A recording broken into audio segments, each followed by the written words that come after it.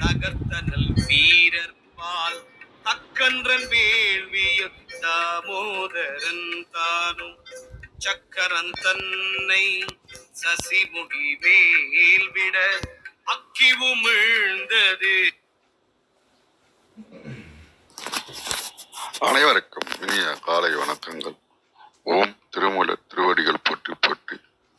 திருமந்திரம் 4ஆம் தந்திரம் 2வது அத்தியாயமாக திரு அம்பல சக்கரத்தில் நாம் இன்று 956வது மந்திரம் சிந்திக்க இருக்கின்றோம். நாவியின் கீழது நல்ல எழுத்தொன்று பாவிகள் அத்தின் பயனறிவாரில்லை ஓவியராலும் அறிய ஒண்ணாதது தேவியும் தானும் திகழ்ந்திருந்தானே. விளக்கமாக, தொப்புளுக்கு கீழே இருக்கும் மூலாதாரத்தில் ஓம் என்னும் நன்மை தரும் பிரணவ எழுத்து ஒன்று உள்ளது. தீவினையாளர்கள் அந்த பிரணவ எழுத்தின் பயன்களை அறியாமல் இருக்கின்றார்கள். ஓம் பிரணவ எழுத்தின் பொருளை பிரம்மன் முதலான தேவர்களும் கூட அறிந்து கொள்ள முடியாது. ஓம் என்னும் அந்த எழுத்தில் இரவையோடு தானும் சேர்ந்து இறைவனும் இருக்கின்றான். நன்றி. வாருங்கள் பாலச்சந்திர ஐயா. வணக்கம். வணக்கம் ஐயா. அனைவருக்கும் காலை வணக்கம். ஓம் திருமூலரின் திருவடிகள் போற்றி போற்றி. இன்று திருமந்திரத்தில் 956வது மந்திரத்தை பார்க்க உள்ளோம். நாவியின் கீழது நல்ல எழுத்தொன்று பாவிகள் அத்தின் பயன் அறிவார் இல்லை ஓவியராலும் அறிய ஒண்ணாதது தேவியும் தானும் திகழ்ந்திருந்தானே.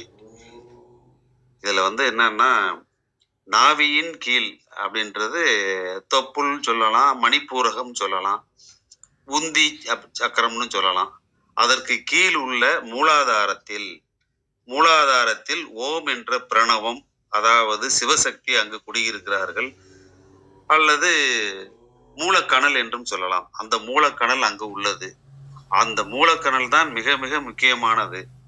அதாவது ஆன்மீக பயணமா இருந்தாலும் சரி, ஆன்மீக மார்க்கமா இருந்தாலும் சரி, வீடு பேறு அடைவதாக இருந்தாலும் சரி, அது ஸ்டார்டிங் பாயிண்ட் அப்படின்றது அந்த பிரணவம் தான். அதை மூலாதாரத்திலிருந்து சிரசுக்கு ஏற்றுவது தான் பயணத்தின் முடிவு. சரி, இதை பாவிகள் அத்தன் பயன் அறிவார் இல்லை.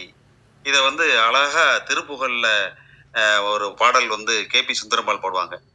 சரண கமலாலயத்தில் அரைநிமிட நேரம் மட்டும் தவம் முறை தியானம் வைக்க அறியாத சட கசட மூட மட்டி அப்படின்னு சொல்லிட்டு திட்டுறது மாதிரி திட்டிட்டு, முருகா இவங்க பாவ வினையில சிக்கினதுனால இவங்க திரும்ப கடை தேத்த முடியல, நீ சிவனுடைய பிள்ளை இல்லையா, அதனால நீ முயன்றாத்தாயா, நீ மனசு வச்சாத்தாயா அவங்களை கடை தேர முடியும், அதனால அவங்க பாவ வினைகளை நீந்தாயா நீக்கணும் அப்படின்னு சொல்லி அந்த பாடல் அமைஞ்சிருக்கும். அதே மாதிரி பாவிகள் அத்தன் பயன் அறிவார் இல்லை அப்படின்றார் இந்த இடத்துல. ஓவியர் அதுக்கு அடுத்து என்ன சொல்றாப்புல, இவங்களை மட்டும் இல்ல ஓவியராலும் அறிய ஒண்ணாதது. இங்க ஓவியர்ன்றது என்னன்னா, பிரம்மா தேவர்கள் அனைவராலும் இது அவங்க கூட இது அறியாம இருக்கிறாங்க அப்படின்ற வார்த்தை 3வது வார்த்தை.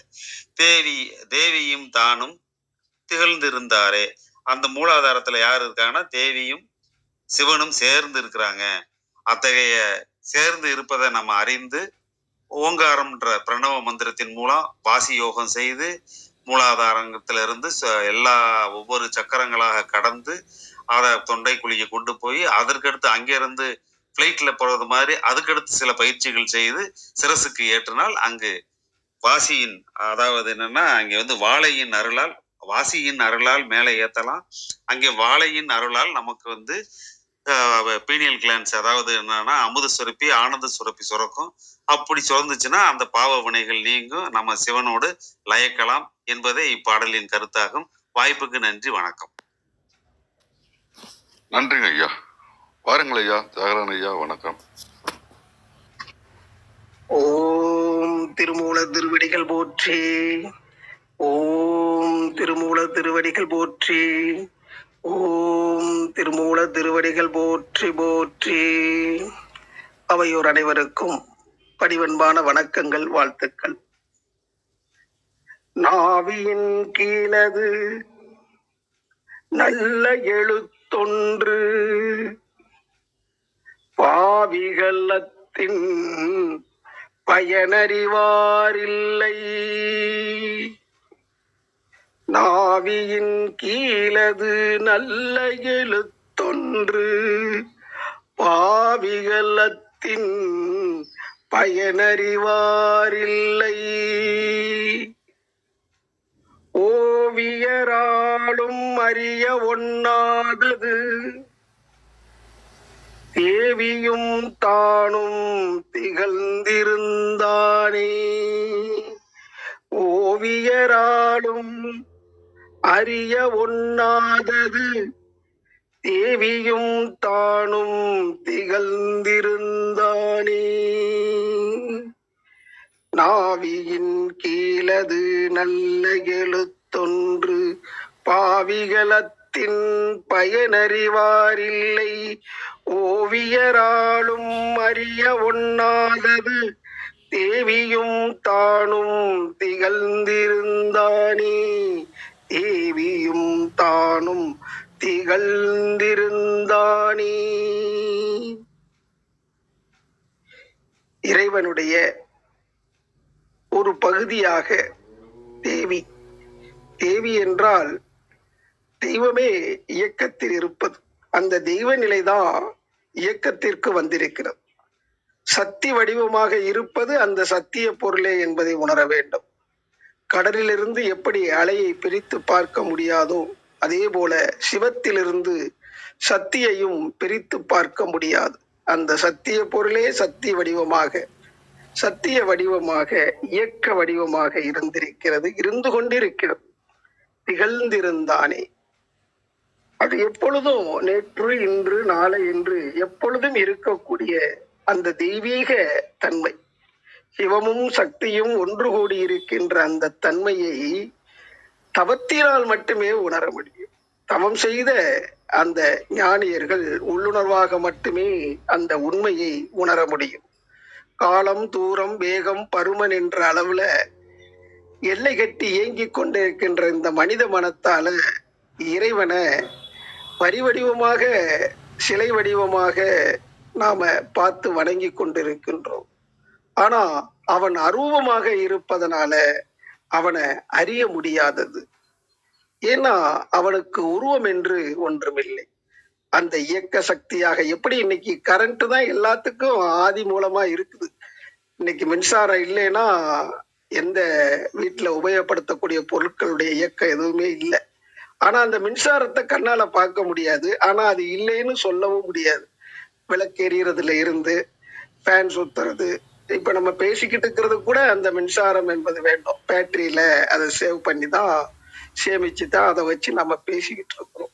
எல்லாத்துக்குமே அடிப்படையாக இருக்குது அந்த பிரணவம் என்று சொல்லக்கூடிய, விஞ்ஞானிகள் சொல்லக்கூடிய மேக்னட்டிசம் என்று சொல்லக்கூடிய அந்த காந்த சக்தி.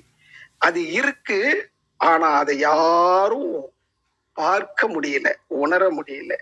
அறிய ஒண்ணாதது என்று சொல்லும் போது அதை அறிவதற்கு எண்ணம் ஒரு தடையாக இருக்கிறது. அந்த எண்ணத்தை கடந்த நிலையில, அந்த எண்ணத்திலே எண்ணமா இருக்கணும். அது அரூபமா இருக்கிறது. உருவம் என்று சொன்னால் அதுக்கு எப்படியாவது வடிவம் கொடுக்கலாம்.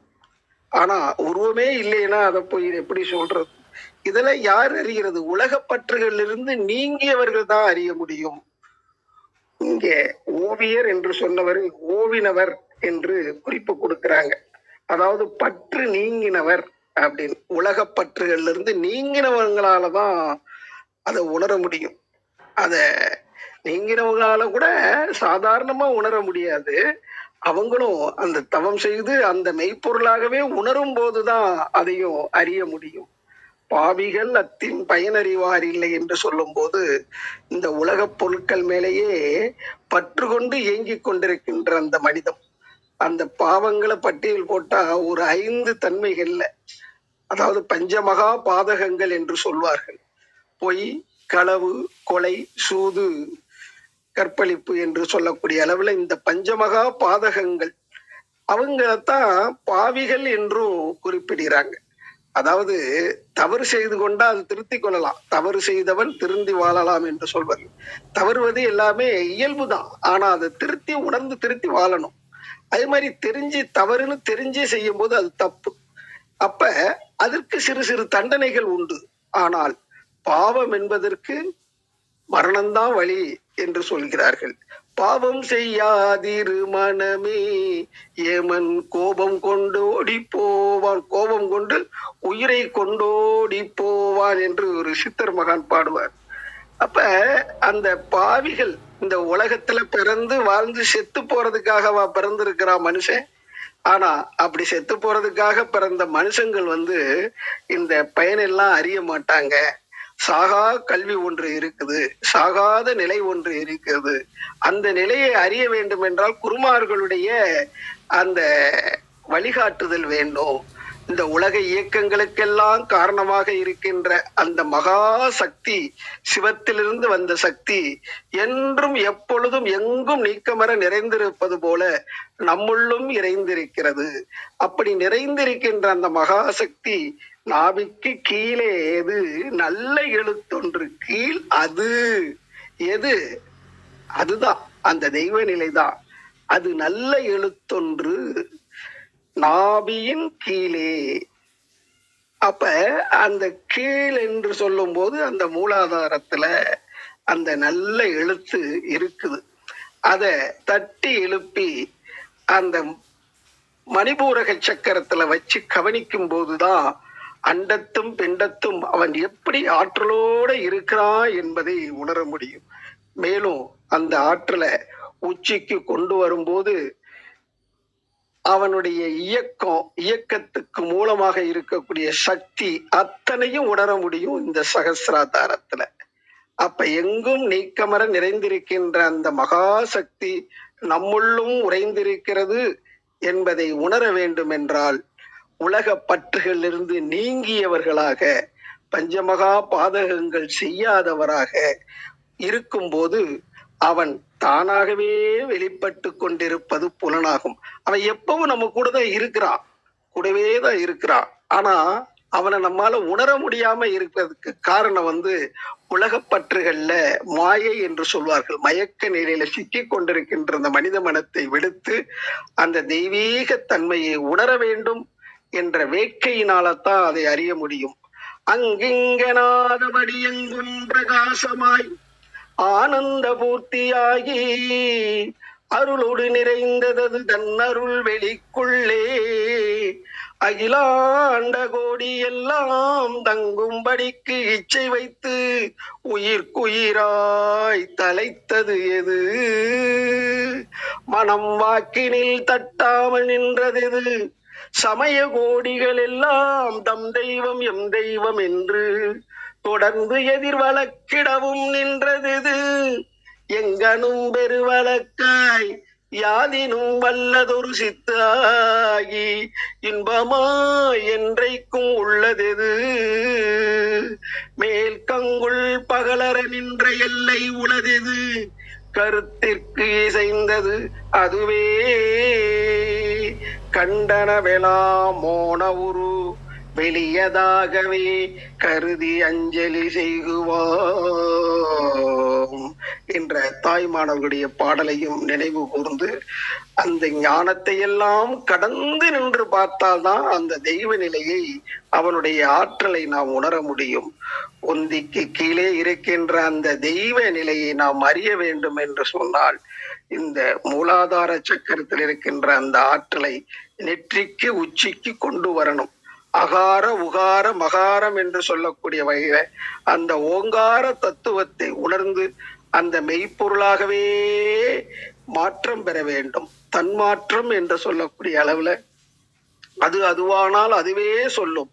எதுவாகணும்? அந்த தெய்வத்திலே தான் நாம வந்திருக்கின்றோம். அந்த கருத்து எங்கும் நிறைந்திருக்கின்ற அந்த பரவெளி தூய வெளி என்னுள்ளும் இருக்கிறது, அந்த இறைநிலைக்குள்ளதான் நான் இருக்கிறேன் என்ற அந்த கருத்துல ஆழ்ந்து தெளிந்து சிந்தித்து வந்தோம் என்றால் அதனுள் இருக்கின்ற அந்த ஆற்றல்கள் அத்தனையும் அந்த பேரறிவாலதான் எல்லா இயக்கமும் நடந்து கொண்டிருக்கின்றது என்ற அந்த உண்மையை உணர்ந்து அந்த பூரண பொருளோடு நித்திய பொருளோடு நித்திய ஆனந்தத்தில் பேரானந்தத்தில் திளைக்கலாம் என்று கூறி வாய்ப்பளித்த அவையோர் அனைவருக்கும் பணிவன்புடன் நன்றியை தெரிவித்து நிறைவு செய்கின்றேன்.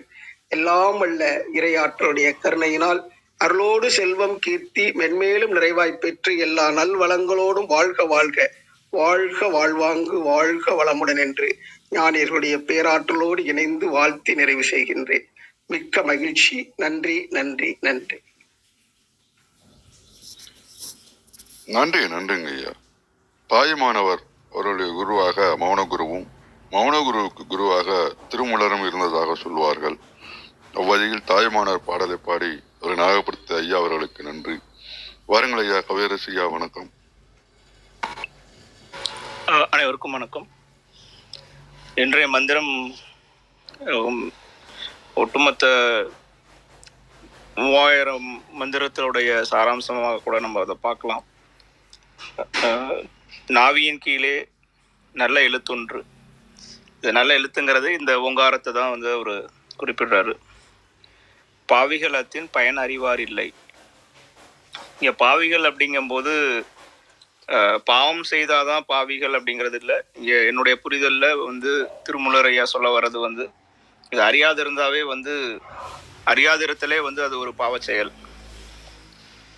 நம்ம நாவி கீழே இருக்கிற அந்த நல்ல எழுத்தை வந்து அறியாத இருந்தாவே அதே வந்து ஒரு பாவச் செயல் தான். என்ன அப்படின்னா இதை அறியாத வரைக்கும் நமக்கு வந்து இந்த ஆன்மாவுக்கு வந்து முக்தி இல்லை. இது நேற்றைய மந்திரத்தில் நம்ம பார்த்தோம். அப்போ இந்த பாவிகளத்தின் பயன் அறிவார் இல்லை, ஓவியராலும் அறிய ஒண்ணாதது. ஓவியராலும்னா இங்கே வந்து ஓவியர்னா ஒரு படைத்தல், படைப்பாற்றல் அப்படிங்கிற விதத்தில் வந்து பிரம்மா அப்படிங்கிற மாதிரி கூட பொருள் கொள்ளலாம். இது என்ன அப்படின்னா வந்து இதை படைத்தவங்கள கூட, நம்மளை படைத்தவங்கள கூட அறிய முடியாது. ஆனால் தேவியும் தானும் திகழ்ந்து இருந்தானே, எங்கே அந்த ஆற்றல் என்னவா இருக்குது அப்படின்னா அங்கே தான் வந்து சிவனும் சக்தியும் இணைந்து இருக்கக்கூடிய அந்த சக்தியை வந்து ஓங்கார ஒளியாக இருக்கக்கூடிய அந்த சக்தியை நம்மளால் உணர முடியாதது அப்படிங்கிறத சொல்கிறாரு.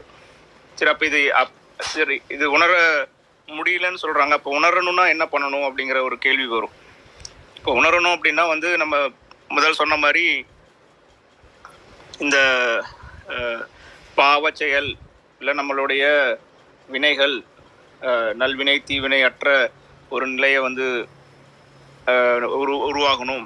அந்த நிலைக்கு நம்ம போகணும் அப்படிங்கன்னா நமக்கு இந்த காம, குரோத, லோப, மோக, மதம், ஆச்சரியம் இதையெல்லாம் கடந்து நம்மளுடைய எண்ணமற்ற நிலை உருவாக வேண்டும். அந்த எண்ணமற்ற நிலை உருவாகணும் அப்படின்னா நமக்கு வந்து தியானம் கை கொடுணும். தியானம் கை கொடுணும் அப்படின்னா நமக்கு இந்த உடலில் இருக்கிற கழிவுகள் நீக்கப்படணும். கழிவுகள்னால் நம்ம சொல்கிறது வந்து உடலில் இருக்க கழிவு, மனதில் இருக்க கழிவு ரெண்டுமே. இப்போ உடலில் இருக்க கழிவை நீக்கணும் அப்படின்னா அதுக்கான யோக வழிமுறைகள் இருக்குது. இந்த கல்பம் அப்படிங்கிற விதமான விஷயங்கள்லாம் இருக்குது. இதையெல்லாம் நம்ம வந்து மேற்கொண்டு உடலில் இருக்கிற கழிவுகளை நீக்க பெறணும். மனக்கழிவுகளை நீக்கிறதுக்கு அதுதான் தியான பயிற்சி. இது எல்லாமே வந்து நம்ம செய்ய செய்ய என்ன ஆகும் அப்படின்னா, ஓகே, இதெல்லாம் செய்யறதுக்கு முன்னாடி ஏன் இதெல்லாம் செய்யணும் அப்படின்னா நம்மளுடைய ஒரு புற வாழ்க்கையில் நம்ம இந்த மாய லோகத்தில் நம்ம வந்து சிக்கிட்டு இருக்கும்போது என்ன ஆகுது அப்படின்னா, ஒரு கொஞ்சம் மெடிக்கல் டேர்ம்ஸில் பார்த்தோம் அப்படின்னா நமக்கு வந்து இந்த பீனியல் கிளாண்டுன்னு ஐயா பாலச்சந்திரனை குறிப்பிட்டிருந்தார். அங்கே என்ன நடக்குது அப்படின்னா, இந்த பீனியல் கிளாண்டு வந்து எல்லாருக்கும் பீனியல் கிளாண்டு இருக்கும், எல்லாருக்கும் பீனியல் கிளாண்டு சுரந்துட்டு தான் இருக்கும். ஆனால் இங்கே சொல்லக்கூடிய அந்த அமுது சுரக்கிறது அப்படிங்கிற விஷயம்லாம் வந்து என்ன அப்படின்னா, இப்போது ஒரு பசு வந்து வேற ஒரு கண்ணுக்குட்டி வந்து பசியில் கத்துனா கூட பால் சுரக்கும் அப்படிங்கிற மாதிரியான இதெல்லாம் நம்ம கேள்விப்பட்டிருப்போம். அந்த மாதிரி வந்து நமக்கு இந்த தியான நிலையில் நம்ம ஈடுபடும் போது அந்த பீனியல் கிளாண்டானது வந்து சுரக்கணும். இது எப்போ நிகழும் அப்படின்னா வந்து இந்த நான் சொன்னக்கூடிய விஷயமான காம, குரோத, லோப, மோக, மதம், ஆச்சரியம் இதெல்லாம் கடந்து நமக்கு வந்து அன்பு, பாசம் இது மிகுதியாக வந்து இருக்கிற அந்த நிலையில தான் வந்து அது நடக்கும். என்ன அப்படின்னா, ஏன்னா நம்மளோட படைப்பே அப்படிதான். நம்மளுடைய படைக்கப்பட்ட ஒவ்வொரு மனிதரும் படைக்கப்படும் போது பை டிஃபால்ட் ஸ்டேட்னு சொல்லுவாங்க இல்லையா, அது வந்து என்ன அப்படின்னா அது வந்து அன்பு நிலை தான். அந்த இதை வந்து நம்ம கடந்து தான் அதையெல்லாம் நம்ம வந்து நம்மளுடைய புற வாழ்க்கையில் வெவ்வேறு இதில் நம்மளுடைய மனது செலுத்தும் போது அந்த அன்பு பாசம் இதுங்கிறதெல்லாம் நம்ம அதை மாற்றிடுறோம், கடந்து வந்துடுறோம். அப்போ திரும்ப அந்த நிலைக்கு போகணும். அந்த நிலைக்கு போகும்போது தான் அந்த பீனியல் கிளாண்டில் இந்த அமுதாகிறது வந்து சுரக்கும். அப்போது இன்னொரு டேர்ம்ஸ் கூட சொல்லுவாங்க, அந்த கால்சிஃபிகேஷன் சொல்லி. அந்த பீனியல் கிளாண்டில் இருக்கக்கூடிய அது ரொம்ப ரொம்ப சின்ன ஒரு கிளாண்டு, அதில் வந்து இந்த கால்சிஃபிகேஷன் சொல்லுவாங்க, அதாவது கிறிஸ்டலைசேஷன். இது இது எதனால் நடக்குது அப்படின்னா, நம்ம இந்த அன்பு பாசம் அன்பே சிவம் சொல்கிறோம் இல்லைங்களா, இதெல்லாம் வந்து நம்ம கடந்து வேறு டைரக்ஷனில் போகும்போது இந்த கால்சிஃபிகேஷனாவது நடந்துடும். அப்போ அதை டீகால்சிஃபை பண்ணணும் அப்படின்னா இந்த உடற்பயிற்சி, தியான பயிற்சி இதெல்லாம் செய்ய செய்ய அந்த டீடாக்ஸ் ஆகும். பீனியல் கிளாண்டுங்கிறது டீடாக்ஸ் ஆகும். டீடாக்ஸ் ஆகும்போது தான் நமக்கு அடுத்த விஷயமெல்லாம் நடக்க ஆரம்பிக்கும். அப்போது இது ஒட்டுமொத்தமாக சொல்ல வர்றது, திருமூலர் வந்து இந்த மந்திரத்தில் மட்டும் இல்லை, ஒவ்வொரு இதுலேயும் நம்ம திரும்ப திரும்ப வலியுறுத்துறது வந்து வாசியோகம் அப்படிங்கிற ஒரு விஷயத்தை தான். ஸோ அதை நம்ம கை கொண்டோம் அப்படின்னா வந்து நமக்கு இந்த ஜீவனை வந்து முக்தி அடைய வைக்கலாம் அப்படிங்கிறது என்னுடைய புரிதல். வாய்ப்புக்கு நன்றிங்க ஐயா. நன்றிங்க ஐயா. இந்த தளத்தின்படி தன்னால் சிந்தித்து தான் பெற்றதையும் பகிர்ந்து கொள்ளும் ஆண்டோர் பெருமக்களை வணங்கி மகிழ்கின்றேன். ஐயா அவர்களுக்கு நன்றி. வாருங்கள் அம்மா, விந்தியா அம்மா.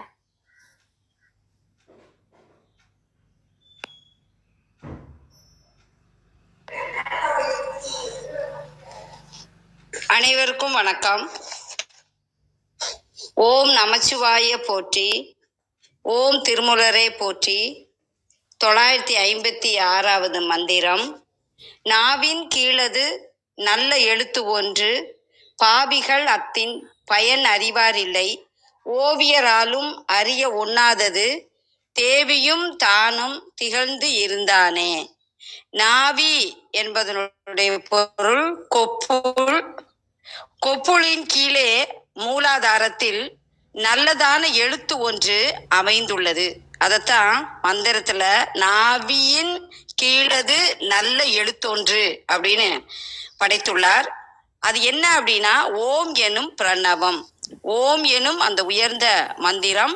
அந்த மந்திரத்தை நாம் சிவபெருமானை நினைத்து உச்சரிக்க வேண்டும், முறையாக உச்சரிக்க வேண்டும். பாவிகளாகிய மூடர்கள் இதை ஓதி உணரும் பயனை அடையாதும், அது தொடர்பான செய்திகளை அறியாதும் இருக்கின்றனர் என்று மந்திரத்தில் எழுதியுள்ளார். அவர் கூறியது உண்மையே. நிறைய மனிதர்கள் பாவிகளாகத்தான் இருக்கின்றனர். பல சித்தர்களும் இதை கூறியுள்ளனர். எப்படி என்றால், பஞ்சமா பாவங்கள், பொய், களவு, காமம், கோபம், கொலை, இந்த 5ம் மனிதர்களிடத்து உண்டு. நம்மை படைத்த, பிரபஞ்சத்தை படைத்த, பல உயிர்களை படைத்த சிவபெருமானை மனிதர்கள் அறியாமல் உணராமல் இருக்கின்றனர். அதனால்தான் திருமூலர் பாவிகள் என்று கடுமையான சொல்லுதான், கொடுமையான சொல்லுதான். ஆனால் மனிதர்கள் அப்படி இருப்பதனால் அப்படி அவர் எழுதியுள்ளார். பாவிகளாகிய மூடர்கள் இதை ஓதி உணரும் பயனை அடையாதும் அறியாதும் இருக்கின்றனர். இந்த ஓம் எனும் பிரணவத்தின் உண்மை பொருளை பிரமாதி தேவர்களும் எளிதில் கண்டு உணர்ந்துவிட இயலாது. அவங்க தேவர்களை இருந்தா கூட அவங்களால உணர முடியல அப்படின்னா அதனால பயன் இல்லைன்னு சொல்றாரு. ஆனா மனிதர்கள் உண்மையான பக்தியோடு இருந்து ஓம் எனும் மந்திரத்தை முறையாக உச்சரித்தால், சிவபெருமானை நினைத்தால் இறைவனை அடையலாம் என்பது இதனுடைய பொருள்.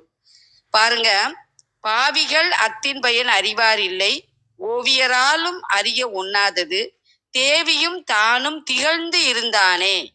பக்தி செய்வாருக்கே அருளும் அப்பரம்பொருள் தேவியும் தானுமாக அங்கே திகழ்கின்றான். மூலாதாரமாகிய அந்த கொப்புளுக்கு கீழே ஒரு உன்னதமான ஓம் எனும் மந்திரமாக, அந்த மந்திரமே சிவசக்தியாக உள்ளது என்பதை தெளிவாக எடுத்துரைத்துள்ளார். ஓவியராலும் என்றது படைக்கும் பிரம்மன் முதலான தேவராலும் என்ற குறிப்பை சூட்சுமமாக இங்கே உணர்த்தியுள்ளார். நாம் புரிந்து கொள்ள வேண்டியது ஒன்று, ஓம் என்னும் மந்திரத்தை முறையாக சிவபெருமானை நினைத்து உச்சரித்தோமானால், அதிலும் முறையாக உச்சரித்தோமானால் சிவகதி நமக்கு கிட்டும் என்பது இதனுடைய பொருள். தேவர்கள், பிரம்மன் முதலாகிய தேவர்களுக்கு அது எளிது என்று நாம் நினைக்கின்றோம். ஆனால் அவர்களும் ஓம் என்னும் மந்திரத்தை முறையாக உச்சரிக்க வேண்டும். சாதாரண மனிதர்களாக நாம் இறை சிந்தனையோடு உச்சரித்தால் நற்பயனை அடைய முடியும் என்று நமக்கு வழிகாட்டியுள்ளார் நம்முடைய திருமூலர். அவர் வழி வாழ்வோம், அனைவரையும் வாழ வைப்போம். வாய்ப்பிற்கு நன்றி, வாய்மொழி கேட்டதற்கு நன்றி. அனைவருக்கும் வணக்கம். நன்றிங்க. அர்த்தநேர ஐயா, தாங்கள் இந்த தமிழ்துறை அப்படின்றது தமிழ் ஆளுமையில் தெரிகின்றது. பாடலின் பொருளும் விளக்கும் விதமும் தளத்தின் தன்மையையும் மாற்றி அமைக்கின்ற பொறுப்பும் தங்களுக்கும் உள்ளது என்று உணர்ந்திருக்கிறீர்கள். மிக்க நன்றிங்கம்மா, மிக்க நன்றி.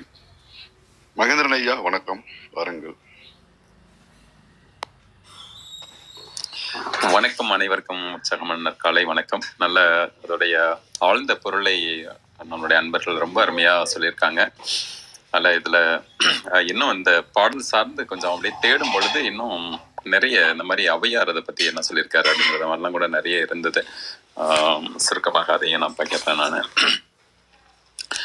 நாவியின் கீழ் அது நல்ல எழுத்தொன்று, நாவியின் கீழ் அது நல்ல எழுத்தொன்று, பாவிகள் அத்தின் பயனறிவாரில்லை,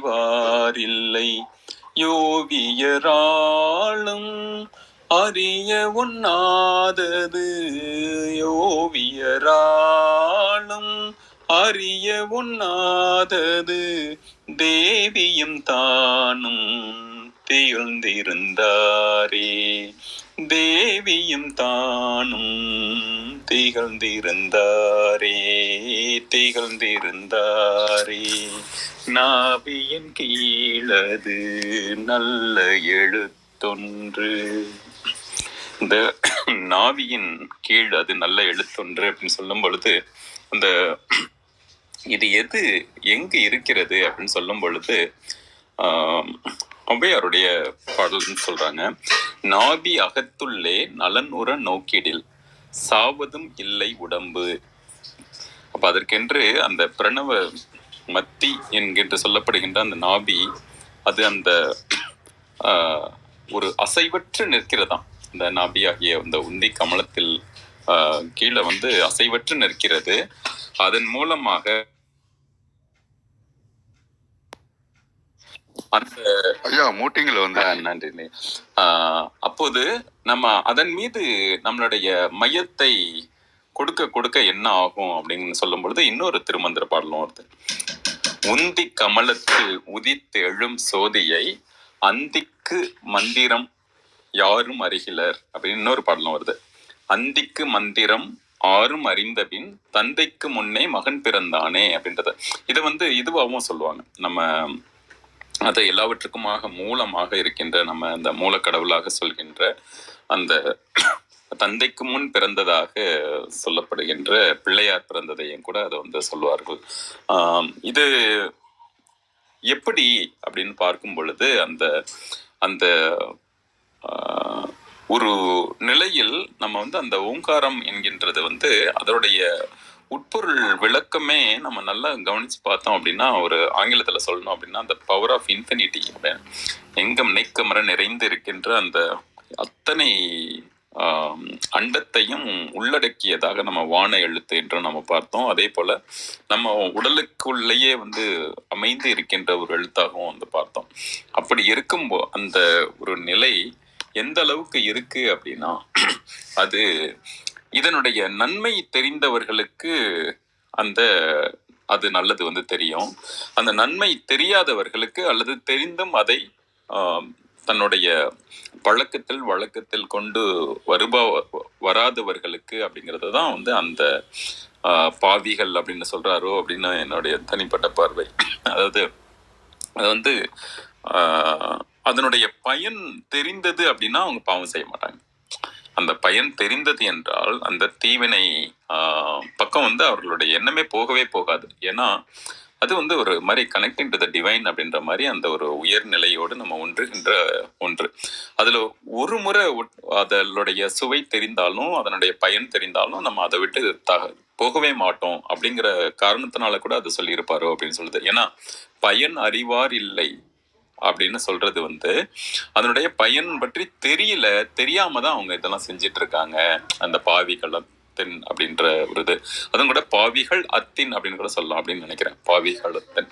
அப்போ அதை வந்து நம்ம வந்து எப்படி பார்க்கிறது அப்படிங்கிறது இன்னொரு இடத்துல வந்து அவை சொல்ற பாடல்ல என்ன வருதுன்னா, கண்டத்து அளவில் கடிய ஒளி காணில் அண்டத்தர் ஆகும் உடம்பு. கண்டமா பிரிஞ்சிருக்கிற அந்த இதுல நம்மளுடைய அந்த ஒளியை வந்து நம்ம பார்க்க என்ன ஆகும்னா அந்த உடல் வந்து ஒரு பொன்னொழி ஆகும். அது நிறைய இடங்கள்ல திருமூலர் வந்து சொல்றாரு எப்படி அது ஒரு பொன்னொழியாகும் வந்து ஆகும் அப்படிங்கிறது. அத நம்ம அந்த ஓவியராலும் அறிய ஒண்ணாதது. சில சமயம் வந்து அதை நம்ம படைத்து எந்த அளவுக்கு இதை இன்னொரு வகையில இன்னொரு இடங்கள்ல வந்து அந்த பாட்டை வந்து பார்க்கும்பொழுது யோவியரால் அப்படின்னும் சொல்றாங்க. மேபி அது ஓவியரா இல்லாம ஒரு யோவியர் அப்படிங்கிறது இன்னொரு பொருளா கூட இருக்கலாம். ஆனா அதுக்கான ஒரு நிலை என்ன சொல்றாங்க அப்படின்னா, முழுக்க அம்மா சொன்னது போல இந்த படைப்பு ஆற்றல் உள்ளவர்களாலேயே அதை வந்து அறிந்து கொள்ள முடியாத ஒன்றாக இருக்கிறது. ஏன் அப்படின்னா அதை அறிந்து விட்டோம் என்றால் நமக்கு அந்த மரணமில்லா பெருவாழ்வு என்பது வரும். ஏன்னா அங்கு தேவியும் தானும் திகழ்ந்து இருப்பார்கள். முழுக்க நம்முடைய அந்த ஒரு உயர்நிலையோடு இருப்பார்கள். அதுவாக திகழ்தல் என்றாலே வந்து அது ஒரு மிக அதாவது பாரதி கூட ஒரு சில இடங்கள்ல சொல்றாரு, அந்த திகழ்ச்சி அப்படின்னு ஒரு இடங்கள்ல சொல்றாரு. அது என்ன அப்படின்னா அதோட உயர்நிலையாக ஒன்றி கலந்து இருக்கின்ற ஒரு நிலை. அதுதான் வந்து அது. அதை வந்து நம்ம வந்து புரிந்து கொள்ள முடியும். அதனால வந்து நிச்சயமாக நாம் எல்லோருமே அந்த ஓங்காரத்தில் அந்த ஒரு நல் எழுத்தாக இருக்கின்ற ஒன்றில் சொல்ல அதன் பயனை உணர்வோம். அதை சொல்லாத போது அதனுடைய பயனை அறியாமல் இருப்போம். அதனால வந்து பயனை அறிந்து கொண்டு நாம் நம்மளுடைய தினசரி வாழ்வில் அதை நடைமுறைக்கு கொண்டு வருவோம் என்பதாக நான் பார்க்கிறேன். மிக்க நன்றி. வாழ்வு.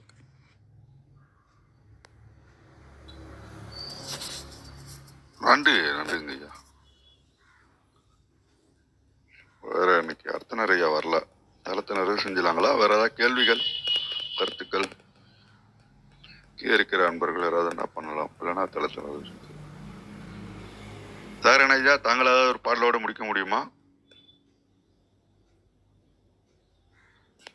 ஐயா இல்லாததால